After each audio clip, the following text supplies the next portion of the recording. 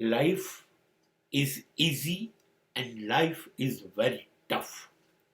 જિંદગી સરળ પણ છે અને જિંદગી મુશ્કેલ પણ છે. જોવાનું એ છે તમે જિંદગીને કેવી રીતે જુઓ છો, જિંદગીનું સંચાલન કેવી રીતે કરો છો, એની ઉપર જિંદગી સરળ પણ છે, મુશ્કેલ છે. સર્જક તમે છો તમારી જિંદગીના. તમે કેવી બનાવો છો એ તમે જાણો. એ તમને ઈશ્વરે જિંદગી બક્ષિસ આપી. હવે તમે જાણો કે ઈશ્વરની બક્ષિસનો ઉપયોગ તમારે કેવો કરવો. હા, મને એક વસ્તુ બહુ ગમે, એ છે કે આપણે ઈશ્વરનું સંતાન છીએ ને મારો ઈશ્વર પ્રમાણિક છે, મારો ઈશ્વર ન્યાયી છે. અને મારો ઈશ્વર જો ન્યાયી હોય તો હું એનું સંતાન છું, હું પ્રમાણિક છું, હું ન્યાયી બનીશ. જિંદગીમાં જ્યાં જ્યાં અન્યાય થાય, ખોટું થાય, પછી તમારી સાથે થાય કે કોઈની પણ સાથે થાય, ખોટું એ ખોટું છે, અન્યાય એ અન્યાય છે. એ ન થવું જોઈએ. એમાં તમારું કે કોઈનું ખરાબ થાય એ મહત્વનું નથી. અન્યાય થાય છે એ ખોટું છે, ન્યાય ચૂકી જવાય છે એ ખોટું છે. ન્યાયની વિરુદ્ધમાં સમાજ કે તમે ન જઈ શકો.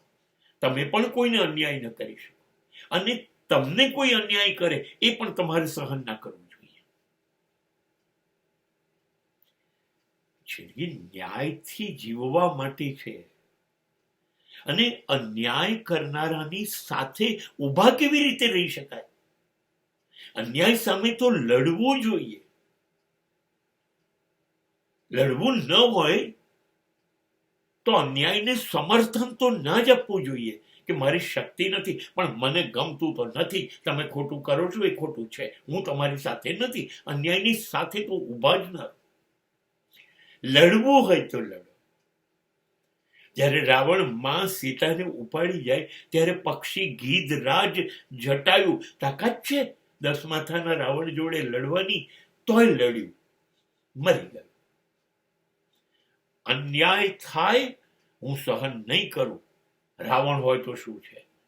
આ ભાવના પક્ષીમાં છે તો આપણે તો માણસ છીએ. અને અન્યાયમાં આપણે હા પાડીશું, ખોટાઓ જોડે બેસીશું નહીં. કોઈનું કશું લેવું નથી, કોઈને નુકસાન પહોંચાડવું નથી, કોઈને પણ.